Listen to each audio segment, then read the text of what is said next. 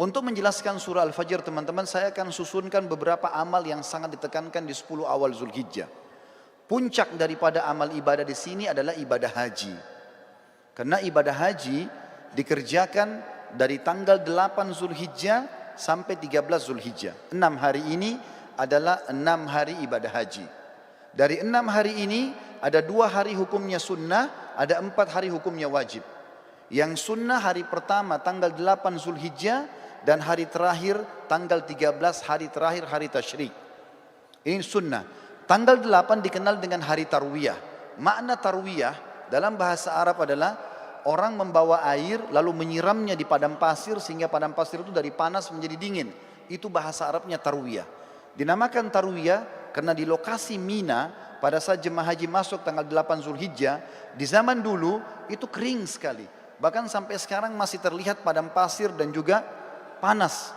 Maka dinamakan dengan tarwiyah. Jemaah haji disunnahkan masuk hari tarwiyah ke Mina. Kemudian mereka memakai baju ihramnya, sholat duhur asar jamak qasar takdim. Kemudian mereka duduk berzikir, beribadah, mendengarkan ceramah sampai maghrib dan isya. Mereka juga menjamak maghrib sama isya, ditakdim isya di waktu maghrib, kemudian di qasar waktu atau sholat isyanya saja jadi 2 rakaat. Menginap sampai besok pagi, tanggal 9 Zulhijjah, ini dikenal dengan hari Arafah.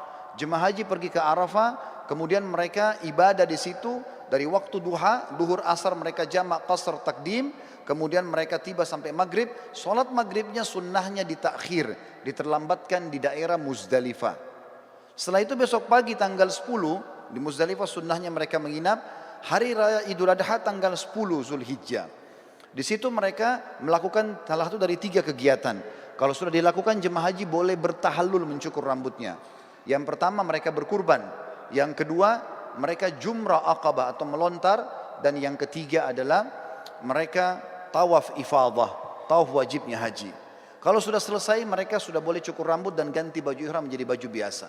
Setelah itu mulai tanggal 10 dikenal dengan hari Adha, hari Nahar, ya. Itu kemudian mereka nginap di Mina sampai tanggal 12. Kalau mau nafar awal, yang pertama meninggalkan dulu, ya, bisa keluar dari Mina setelah itu menyelesaikan haji, atau kalau yang mau nafar thani tetap tinggal sampai tanggal 13-nya. Di sini mereka jumrah kecil, sedang, besar, atau jumrah sugra, wusta dan kubra. Setelah itu baru selesai hajinya. Ini ringkasan ibadah haji. Dan teman-teman suatu tidak asing dengan keutamaan haji. Yang sangat mulia adalah hadis Nabi SAW, siapa yang haji tidak rafath. Tidak rafath itu tidak mengucapkan kalimat syahwat kepada selain pasangan halalnya. Cinta, rindu, sayang kepada selain pasangan istri atau selain suami. Siapa yang haji tidak rafath, tidak fusuk, berbuat kejahatan. Masuk dalam fusuk juga adalah memeluk, salaman, ciuman dengan selain mahramnya. Kemudian tidak jidal, berdebat-debat dan bertengkar di musim haji, maka dia akan pulang seperti baru dilahirkan oleh ibunya. Juga sabda Nabi SAW dalam hadis Bukhari Muslim, dua-duanya hadis sahih. Yang tadi juga yang sebelumnya hadis Bukhari Muslim, kata Nabi SAW, umrah ke umrah pengampunan dosa di antara keduanya, dan haji mabrur yang mengikuti syarat dan rukunnya tidak ada balasan kecuali surga. Ini puncak ibadah. Ibadah yang kedua, saudaraku seiman, adalah bagaimana seseorang berpuasa selama 9 hari dan sholat malam selama 9 malam itu. Kok bisa? Dari mana dalilnya? Surah Al-Fajr tadi. Allah berfirman, saya ulangi kembali ayatnya, A'udzubillahi minasyaitonirrajim wal fajr. Demi waktu subuh. Saya tafsirkan sekarang. Waw ini teman-teman dikenal dengan waw kasam dalam Al-Quran atau dalam bahasa Arab. Seperti kalau kita mengatakan wallahi, demi Allah. Allah kalau bersumpah dalam Al-Quran dengan menggunakan waw ini, berarti yang datang setelahnya informasi penting yang harus diperhatikan. Mirip dengan firman Allah yang lain, wal asr, demi waktu. Maka di sini juga Allah mengatakan wal fajr. Fajr teman-teman, kalau tidak pakai alif lam dalam bahasa Arab, maka terjemahannya waktu subuh. Tetapi dalam bahasa Arab ada lagi sebuah retorika yang, atau dalam grammar bahasa Arab namanya alif lam mu'arraf. Alif lam memperkenalkan sesuatu. Misal begini, kalau saya sedang janjian dengan seseorang di masjid ini misalnya, saya mengatakan, ayo kita janjian ketemu di masjid Az-Zikra. Contoh, Kalau saya dengan teman saya tidak mau lagi menyebut nama masjid Az-Zikranya, saya cukup mengatakan, ayo kita ketemu di Al-Masjid. Alif lam ini dalam bahasa Arab sudah menutupi nama tempat yang sedang jadi target. Contoh yang lain, orang Arab kalau mengatakan rajulun, seorang laki-laki, belum jelas siapa dia, maka mesti dijelaskan nama dia siapa baru bisa lengkap dalam retorika bahasa Arab. Tapi kalau saya sama teman saya sudah tahu siapa yang kami maksudkan laki-laki siapa, cukup kami mengatakan, ayo kita ketemu dengan ar-rajul. Ar-rajul pakai alif lam. Allah di sini teman-teman menggunakan alif lam ini. Wa al-fajr. Kalau Allah bilang wa fajr, demi subuh, maka subuhnya terbuka sepanjang tahun. Tapi ternyata ada yang Allah inginkan di sini.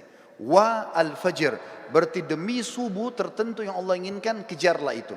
Dan umumnya ulama tafsir mengatakan ini adalah subuh hari raya Idul Adha. Dan dari sini ulama tafsir hampir seluruhnya sepakat mengatakan Idul Adha lebih afdal daripada Idul Fitri. Setelah sholat Idul Fitri tidak ada ibadah khusus yang diperintahkan. Kalau ada orang mau silaturahim, orang mau ketemu sama temannya, mau ziarah, apa saja, mau lakukan kegiatan-kegiatan positif, boleh saja. Tapi setelah sholat Idul Adha ada ibadah khusus. Allah katakan dalam ayat lain, A'udzubillahi minasyaitonirrajim, fasholli li rabbika wanhar. Salatlah hai Muhammad Idul Adha itu dan berkurbanlah setelahnya. Maka Idul Adha adalah lebih afdal daripada Idul Fitri, walaupun kita kadang-kadang lebih merapengan Idul Fitri di negara kita. Tapi ini makna tafsir Al-Fajr. Lalu Allah bilang di ayat kedua, walayalin ashr. Waw ini saudaraku seiman dalam bahasa Arab dikenal dengan waw ataf, penyambung hukum ayat sebelumnya. Apa yang berlaku sumpah Allah di ayat pertama berlaku juga pada ayat kedua. Artinya, dan kejar juga dirikan sholat malam di 10 malam berturut-turut sebelum subuh itu. Berarti di sini teman-teman sekalian, Allah Subhanahu wa taala memerintahkan kita untuk menghidupkan malamnya ya di 10 awal bulan Zulhijjah. Sementara ibadah puasanya tadi yang saya katakan diambil oleh para ulama dari hadis Bukhari, kalau amal-amal soleh lebih baik daripada jihad, dan termasuk amal soleh adalah puasa mutlak namanya. Kemudian Allah tekankan masalah haji di ayat ketiga, wasyaf'i wal watar, dan fokuslah ibadah di tanggal 8 dan tanggal 9. Maksudnya 8 hari tarwiyah tadi dan 9 hari Arafah. Saudaraku seiman, di sini berpuasa dan juga sholat malam dianjurkan karena ada surah Al-Fajr tadi. Ibadah yang selanjutnya yang sangat ditekankan adalah berkurban. Dan ini diikutkan dengan sholat Idul Adha sebelumnya. Sesuai dengan firman Allah SWT, fasholli li rabbika wanhar. Sholatlah hai Muhammad Idul Adha dan berkurbanlah setelahnya. Lalu setelah itu masuklah ibadah-ibadah umumnya yang diperintahkan di dalam agama kita yang kita bisa kerjakan. Tapi yang kita ingin simpulkan teman-teman sekalian, setiap amal yang kita kerjakan dari awal Zulhijjah sampai akhir atau sampai 10 Zulhijjah itu akan mengalahkan pahala jihad. Oleh karena itu jangan disia-siakan. Perbanyaklah amal soleh, dirikan sholat malamnya, puasalah siang harinya. Lalu persiapkanlah hewan-hewan kurban yang terbaik akan kita kurbankan nantinya. Para sahabat ridwanullahi alaihim, mereka berkurban dengan cara membeli domba-domba mereka 6 bulan sebelum Idul Adha. Lalu mereka sengaja menggemukkan kurban tersebut, lalu kemudian mereka menyembelihnya di Idul Adha karena diberikan untuk Allah Subhanahu wa taala. Berhubungan juga dengan masalah ini, sebelum saya menutup khutbah ini, perlu ditekankan tentang masalah Idul Adha. Selain sholat yang sudah masyhur 2 rakaat yang kita kerjakan dengan khutbahnya, tapi kurbannya yang perlu digarisbawahi. Kurban ini teman-teman terdiri dari 3 jenis hewan yang sudah masyhur, kambing sama domba umurnya setahun minimal, kemudian sapi kurang lebih 2 tahun dan unta minimal 5 tahun. Tapi dari 3 jenis hewan ini yang paling ditekankan adalah domba dan kambing. Sering kali saya dengar dari panitia masjid, kalau ada orang-orang kita yang akan menerima daging kurban, mereka kalau melihat vouchernya tertulis daging kambing, mereka tidak mau mengambilnya. Bahkan banyak masjid mungkin tidak melaksanakan kambing ini. Padahal sebenarnya kalau kita mau lihat afdaliyahnya, maka terletak pada domba dan kambing. Dalilnya adalah, yang pertama, Nabi Ismail alaihissalam pada saat tidak jadi disembelih oleh Ibrahim, kira-kira diganti apa oleh Allah? Jawabannya jelas, diganti dengan domba. Allah sebutkan dalam Al-Quran. Kemudian yang kedua, hadis Bukhari menjelaskan baginda Nabi SAW beliau berkurban dengan 65 ekor domba atas nama beliau sendiri. Beliau menyembelih 15 ekor dengan tangannya yang mulia, kemudian 4 atau 50 ekor dilanjutkan oleh Ali bin Abi Thalib radhiyallahu anhu. Berarti memang domba ini adalah hewan yang sangat dianjurkan, dan termasuk sunnah Nabi SAW selain menyembelihnya juga memakan sebagian dagingnya. Beliau pada saat selesai berkurban, beliau mengatakan, idrib li sahma, kosongkan atau lowongkan untukku sebagian daging tersebut. Maka Nabi SAW pun mengkonsumsi itu. Dan kambing ini teman-teman sekalian, sebagai penutup dalam khutbah kita, adalah hewan yang kalau dimakan dengan diniatkan ini adalah perintah agama bisa mendapatkan pahala. Yang pertama, dalilnya adalah hadis Bukhari menjelaskan Nabi SAW sangat gemar memakan paha kambing. Jadi kalau ada persepsi mengatakan kambing itu adalah hewan atau makanan orang Arab, ini keliru. Tapi dia adalah makanan umat Islam. Karena memang Nabi SAW sangat gemar dengan paha kambing. Yang kedua, berhubungan dengan dalil ini adalah akikah. Kita tahu setiap muslim kalau punya anak laki-laki, sembelih 2 ekor kambing. Kalau anak perempuan 1 ekor kambing. Ini berlaku baik itu muslim Arab, baik itu muslim bule, baik itu muslim dari Afrika, baik muslim dari Asia Tenggara atau orang Melayu. Sama saja, anak laki-laki 2 ekor kambing, anak perempuan 1 ekor kambing.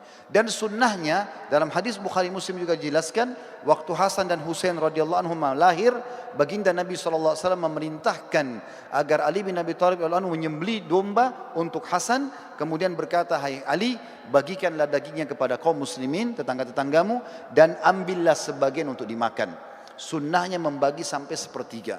Berarti di sini teman-teman, kambing itu domba dianjurkan untuk dimakan, karena dalam akikah tidak bisa diganti dengan hewan lain. Dan yang ketiga adalah Idul Adha, di mana sudah saya jelaskan tadi, kalau Ismail AS digantikan oleh Allah dengan domba, begitu juga Nabi SAW menyembelih dengan domba. Tentu menyembelih sapi boleh, menyembelih unta boleh, tapi kalau kita mencari afdaliyahnya, maka kita akan melihat dalil-dalil ini menunjuk atau mengerucut kepada kambing. Semoga bisa diambil manfaat. Aqulu qauli hadza, saya sudah mengucapkan perkataan saya ini, wa astaghfirullah li wa lakum, dan saya beristighfar kepada Allah, mengajak jemaah juga istighfar kepada Allah, fastaghfiruhu innahu huwal ghafurur rahim. Beristighfar dan bertobatlah karena dia Maha menerima taubat hamba-hambanya.